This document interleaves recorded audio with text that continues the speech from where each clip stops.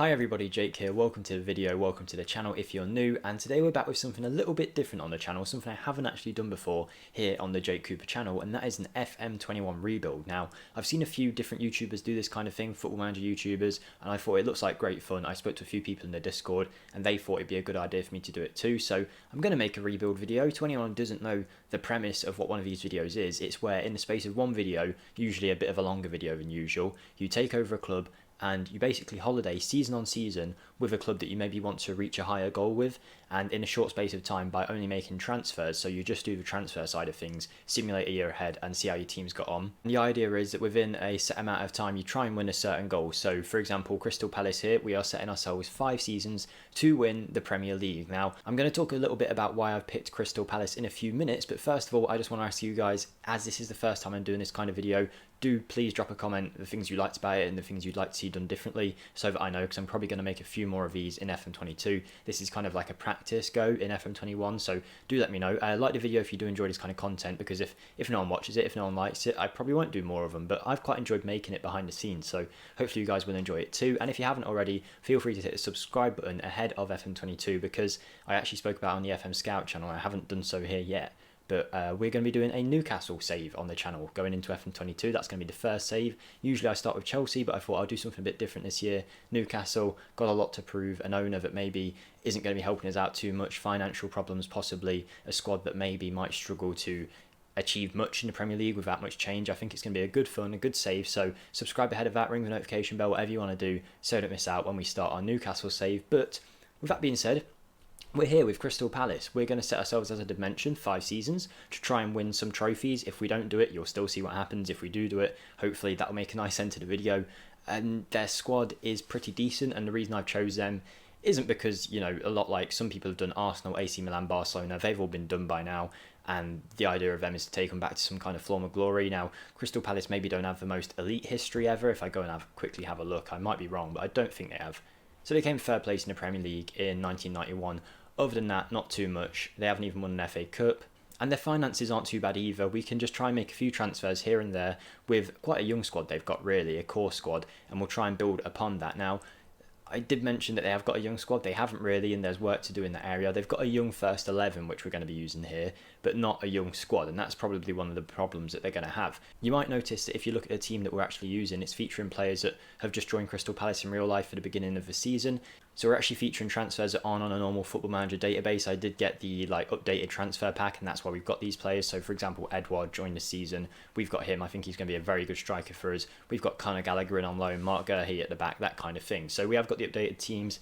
The staff at the club could do with a bit of a rework. The facilities are good but could be improved. But the main thing obviously we're doing here is the transfers. So Crystal Palace, where are they lacking in their squad? Well, if we go to team reports, squad depth, you can kind of see it's a fairly well spread out squad, but when you actually look at it, maybe it's not, because if you look, Zaha is the best player in a few different positions here, up front, on the wing, on the other wing, and I don't think he's actually that good in Football Manager to warrant that. I know he is a huge player for Crystal Palace, but I'm not so sure that he's going to be the one for us in this save. On top of that, I've quick picked the squad here, and we've got players like Nathaniel Klein in the team, Ryder Wieland, whatever he's pronounced, Conor Gallagher.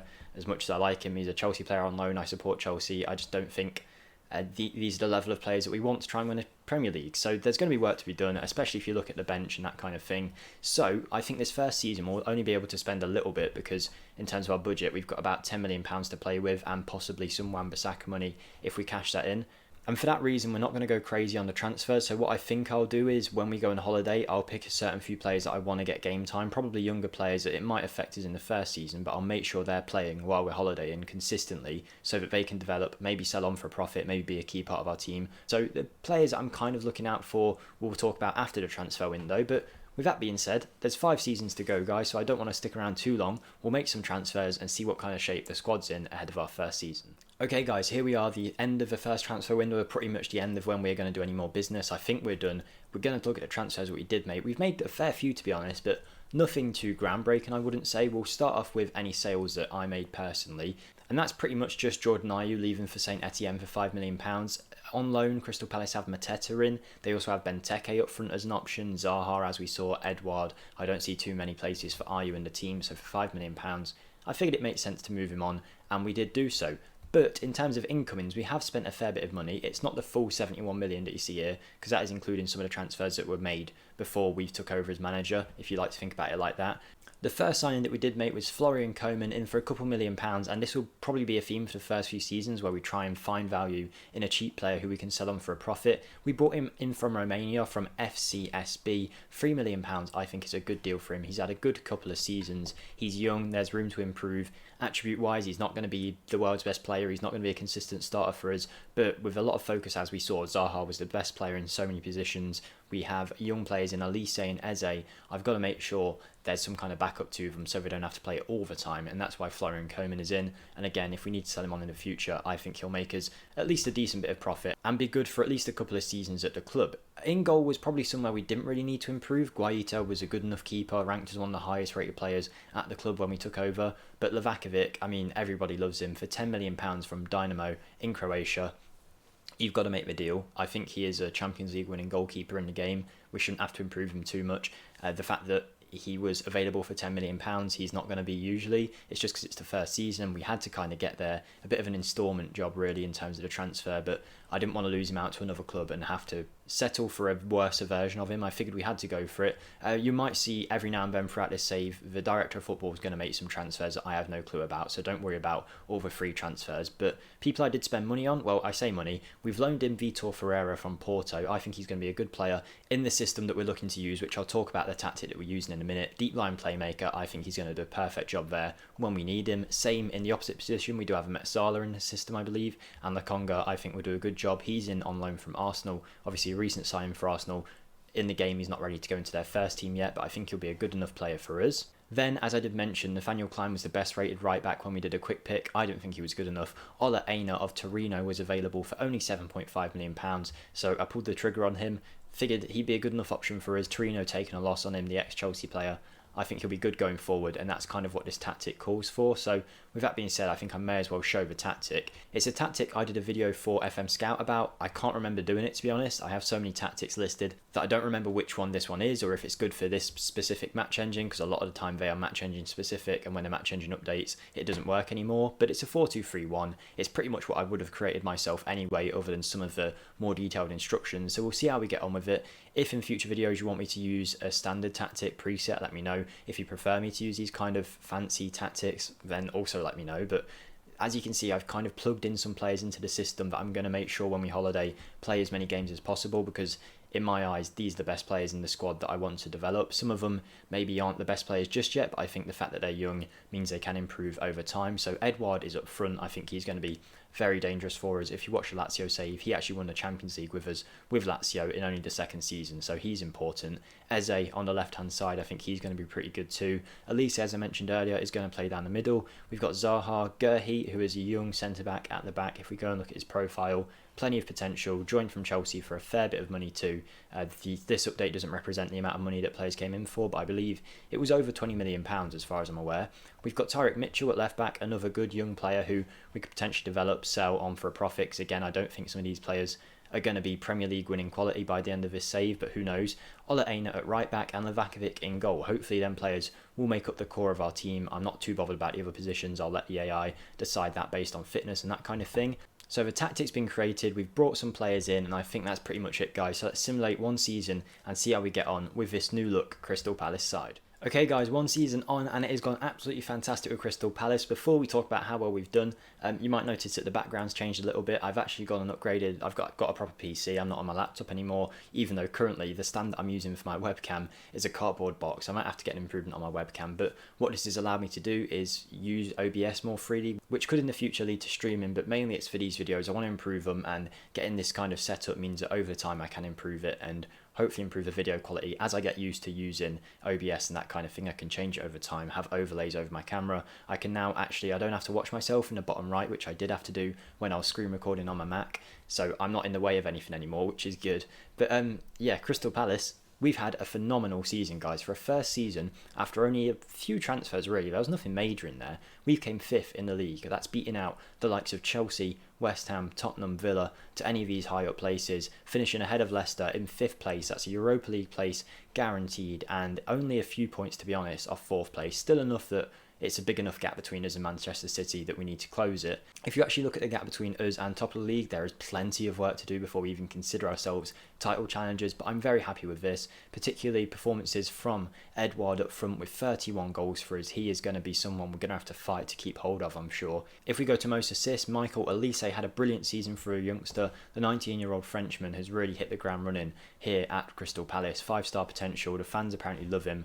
I think he's going to be a great player for us going forward. The shadow striker position isn't one I use all that often, but he seems to do a good job there. I can't complain, even though his finishing isn't that high. Michael Elise has had a brilliant season, and if we actually go and have a look at the average ratings of all of our players across this year, they're the best two players we've had. Elise and Edouard, with Livakovic playing well, and Joachim Andersen, who I think is also going to be key at the back. I haven't really spoke about him too much, but he has recently signed in real life for Crystal Palace. Had a brilliant season for us, 6.98 with 5 goals, while simulating. Yeah, he's done really well. He is probably going to be Marc Guéhi's partner for the long term. If anything, it's going to be about partnering him as opposed to partnering Marc Guéhi. But there we go, that's the first season done, a pretty successful one. If we have a look at our cup competitions, knocked out in the 5th round of the FA Cup probably is about right by Tottenham. I'm not too bothered about that. Carabao Cup probably should have done a bit better than getting knocked out by Swansea, but it is what it is. We've made some decent signings. It's probably about time that we get into our second season transfers and hopefully push even further in our second season. Okay, second season transfers are underway. You might notice we are actually at the end of the second season in terms of the calendar date. That's because my save file for after making the transfers has corrupted, so just don't take into account the date. You'll find out how well we did in a few minutes, but I'll quickly show you the players that we did bring in and the players that we moved out. So in terms of sales, Checo Kouyaté was the main one, £8.5 million to Wolves. He's worth less than that apparently, so I think that's a good deal. Again, we've got Jordan Ayew still on here, but James MacArthur has moved to Burnley. I think that's a fair enough sale. He wasn't playing much for us and he seems like a Burnley kind of player, if you know what I mean. We've also got Joel Ward moving on for £1.5 million, so not much in terms of outgoings, but we did bring a few players in. So if we scroll down, Ola Aina was the last transfer you saw us make. The director of football went on a mad one by the looks of it after that and brought in loads of players. But in terms of players we actually brought in ourselves, I think we had a very good window. We've brought in Diego Dallo to be a backup option to Ola Aina at right back on loan.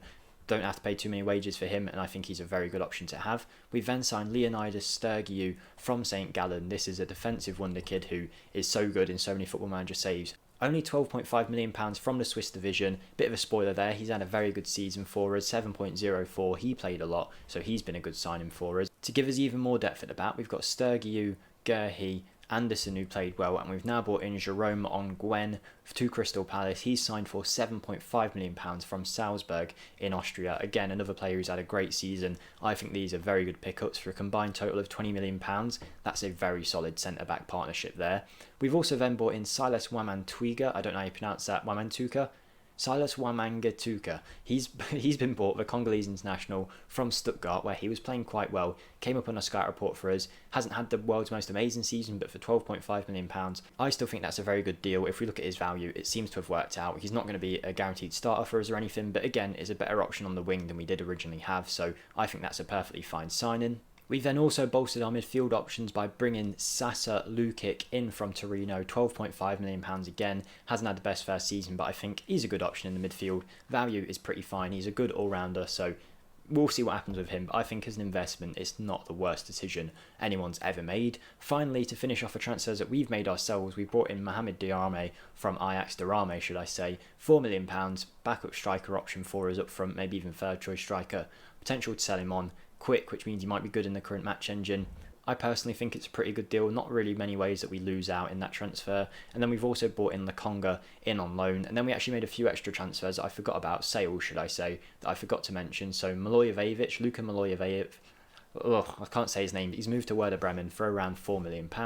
Then Jeffrey Schlupp has joined CSKA Moscow for about £4 million as well, and Guaita, obviously replaced by Livakovic in goal, not much game time, we couldn't get much money for him. He has gone and joined Bordeaux for around £1 million.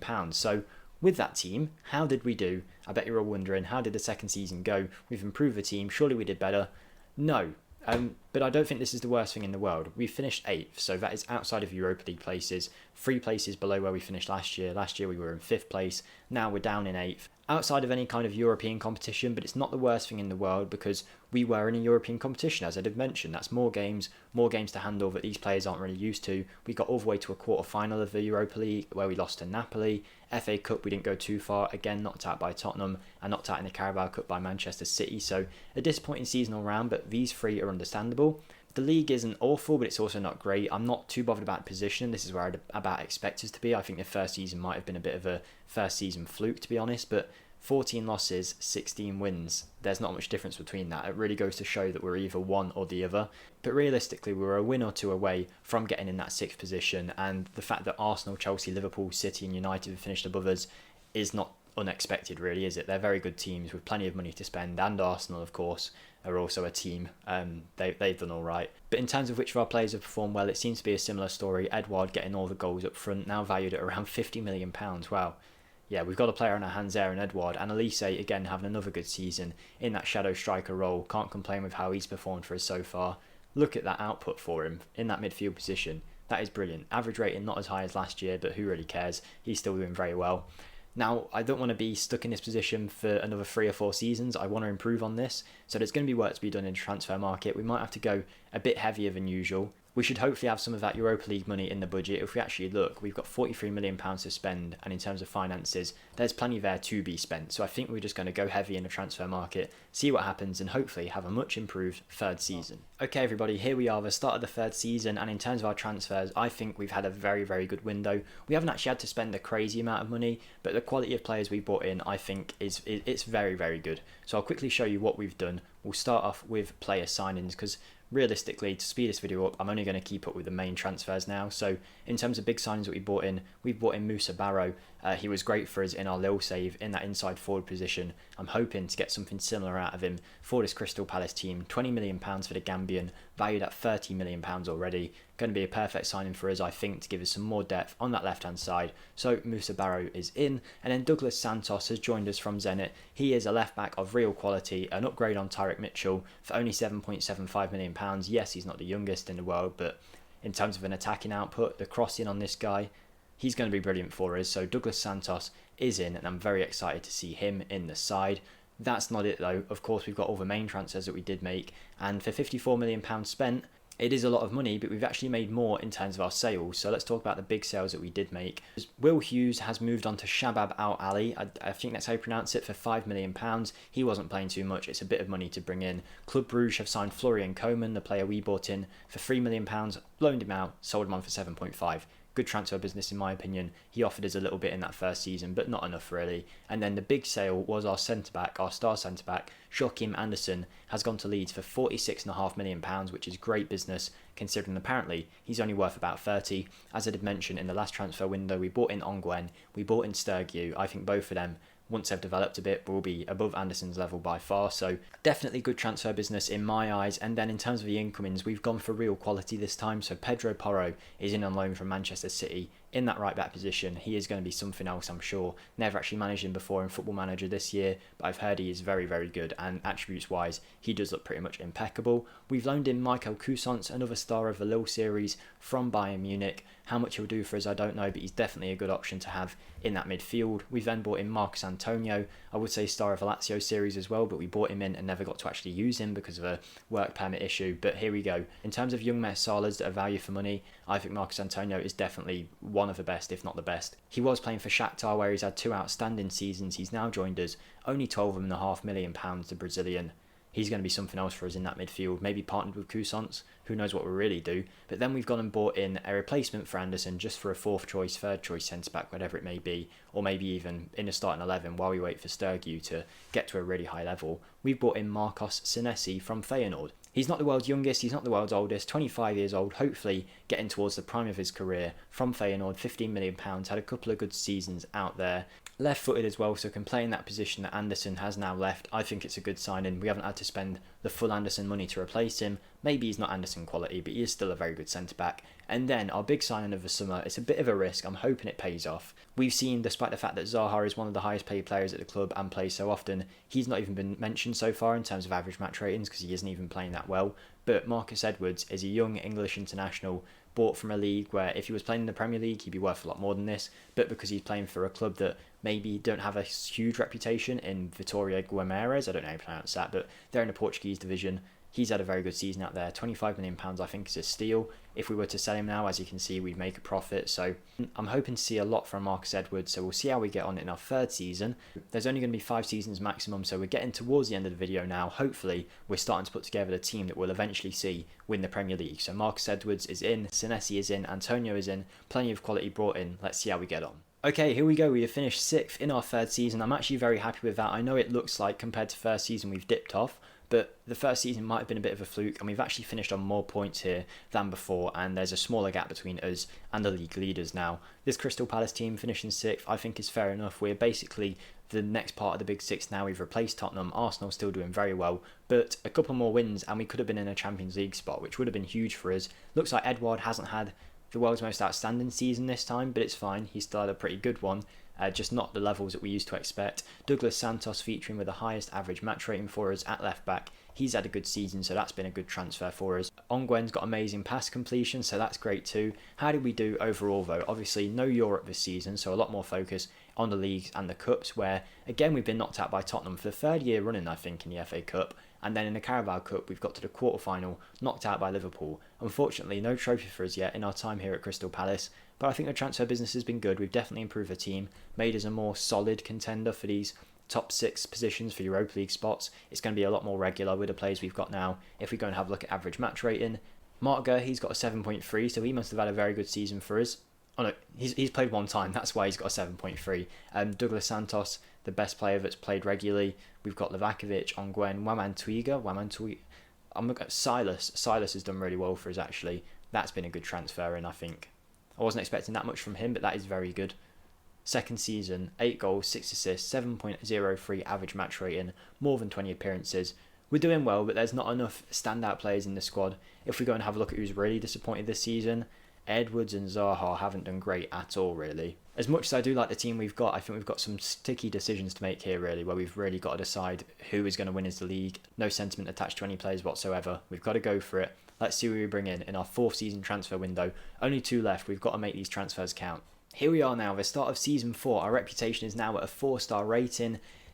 I said we needed to go hard in the transfer window this summer. We really did. If you come and look at the players that we've brought in, I would consider us almost guaranteed to get a Champions League spot with the side we've got. I think it's that good, the team that we've made here. So let's talk about who we've brought in. And it's definitely a football manager transfer window because we've brought in Wunderkid Central here, really. We've reloaned in Pedro Porro for a season because he had a pretty good first year for us in that right back spot. 6.91, can't complain. Let's bring him back in. At least he'll be an option at the back. But it's when you look up here, when we get to the real good transfers that we've made, we spent a lot of money, but I think it was definitely worth it. The first transfer is for Fausto Vera from Racing Club out in Argentina. This guy was rated as a 5-star player when we originally signed him. He's not actually, but he is at least a 4-star player apparently. Attributes-wise, he is very good. A great deep line playmaker.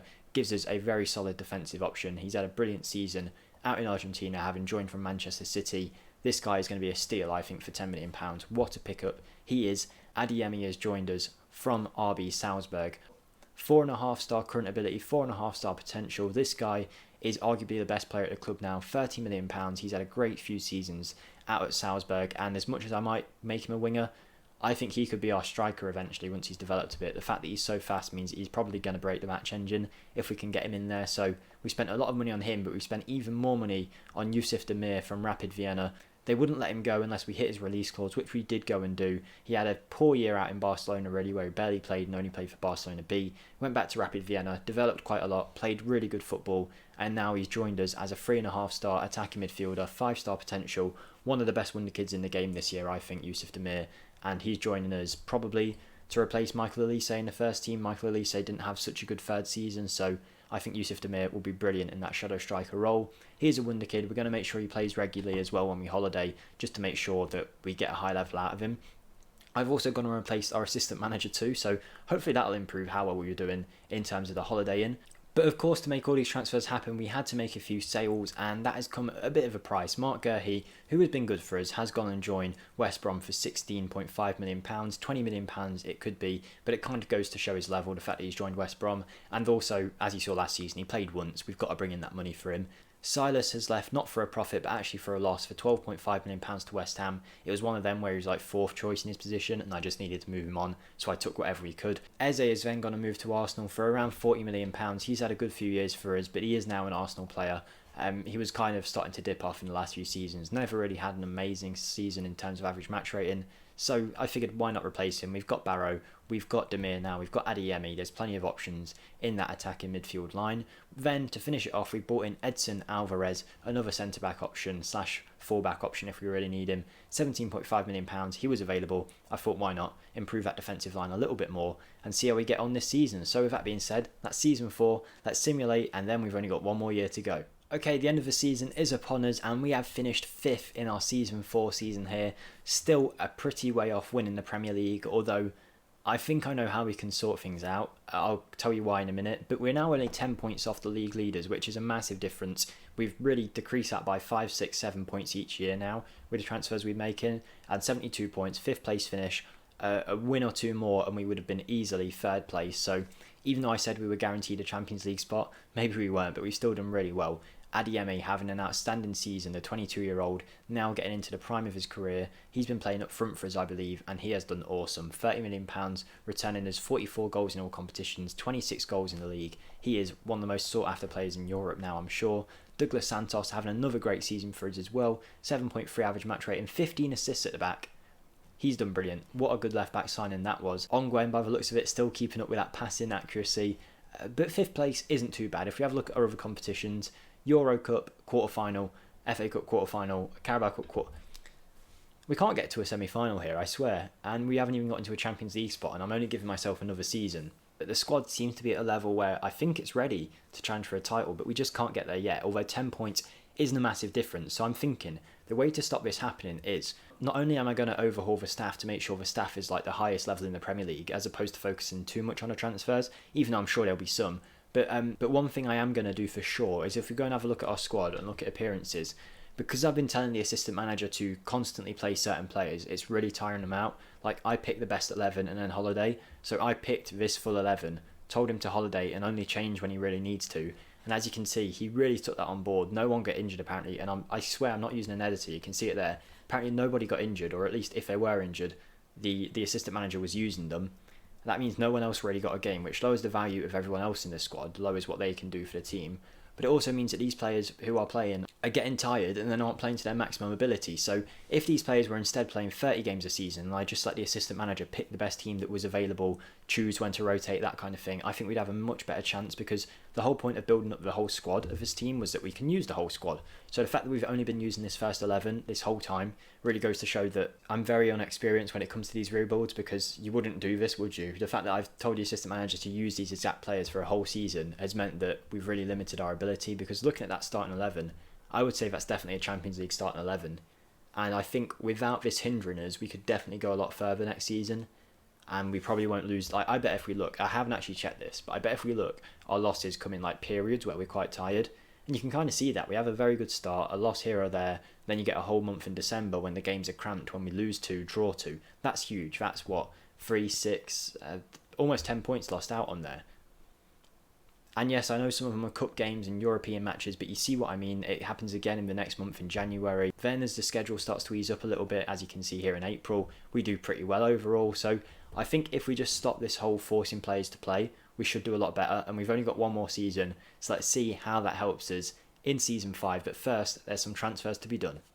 Okay, Season 5 transfers are here, and it's actually been a much busier transfer window than I thought it would be. I'll explain what happened, but it wasn't actually me who did half of this. So I did sell Sasa Lukic in midfield with the players we've been using on loan. Lukic hadn't played too much, £7.5 million. We take a loss, but he was fine for us for a couple of years. He's gone and joined the Qatari divisions. Qatar, I don't know how you pronounce it, but he's gone over there. We had like £60 million in the transfer budget or whatever it was, so I went and spent it all on Jeremy Doku pretty much splashed out all the transfer budget on just getting an extra body in there in the attacking lineup that was also quick, because I think that's really going to help us in a match engine. So we bought in Doku from Rennes. It's a big transfer. I think it was the biggest we made in the whole video so far, and I was very happy with it. And then I actually went and looked at our squad, and I noticed 2 players were there that I hadn't signed. So I think the director of football, well, obviously the director of football, has gone and spent a fair bit of money bringing in Dwight McNeil from Burnley, which I think is a good transfer, £15 million for a player who had an outstanding season in the Championship for Burnley, one of the best young English players in the game at the start of Football Manager. Yes, he's not going to start every game, but I think it's definitely a good option for a team that's attempting to fight on multiple fronts this year. And he's also brought in Yunus Musa. He spent a lot of money on Musa, £43 million. The United States international arguably didn't do all that much for Valencia. Obviously, that is all B team. He's had a very good breakout season last year. Whether he's worth that much money, I'm not sure. How often he's going to play for us, again, I'm not sure. Definitely a better option in midfield than what we did have. I wouldn't have spent that much money on him, but we're going to trust the director of football. I said we'd overhaul the staff. I did so, and that's who he's brought in. So he's obviously got to work quite quickly. And obviously we only had one more season here, so I've sold Michael Elise. Realistically, keep him at the club, keep trying to develop him, but he kind of dipped off the last few years. £6 million from Len, I don't think is a bad deal, and the fact that he's gone to Len goes probably to show his level again. Tariq Mitchell has left for Nottingham Forest, who are a Championship club still. £2.5 million, again, someone who maybe, if we were really playing the game, you'd extend his contract, you'd loan him out, but we're here just to do a quick job, and for that reason, he's moved on for a little bit of money. We replaced him with Philip Max as a free agent. Nothing too special about him, but this is a good find from our scouts. Armin Gigovic, I've never really heard of him, playing for Rostov out in the Russian Premier Division, having 2 very good years there in midfield, so I thought why not bring him in as a Metsala option. Great attributes, particularly his physicals. Can't believe I haven't heard of him before. 6'2". He's 6'2". I didn't see that until now, and he's very quick. I think this guy's a very good player. Keep an eye on him in your guys' saves. He's Swedish, valued at £40 million. We signed him for 18. What a deal we've got on this guy. Okay, I didn't realise how good of a transfer that was. And we also brought in Gio Reyna in on loan, with Elise leaving. Demir mainly going to be playing down that middle, I imagine, assuming that's what the assistant manager picks. I thought we'll bring in Reyna on loan from Dortmund, another USA international, maybe help Musa along, I don't know. He's been good for Dortmund. I think the fact that we've got him on loan is a real steal. £1.7 million is what we're paying for him. It's just this current transfer window where the director of football spent without me knowing, where we went a bit crazy, but I still think it's worth it. If we look at our finances, we're still in a very good position. In terms of debt, we've just got a bit of transfer debt. FFP we're expected to pass if we go to our projection as well. Even though it says things are going down, that's just because they don't have faith. We're gonna do something here, I'm telling you. Once we get in the Champions League, the finances will be fine. So before we go and simulate this final season, I just want to say thank you for watching. I hope you have enjoyed it so far. Like the video if you have. I know it's a long one, so anyone who is still here at this point and hasn't just skipped to the end, thank you.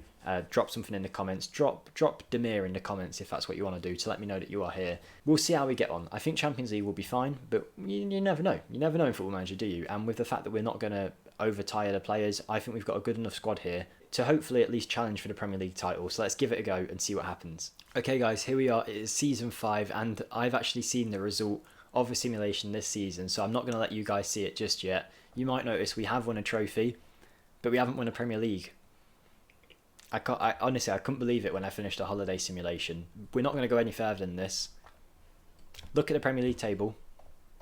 Look at the Premier League table.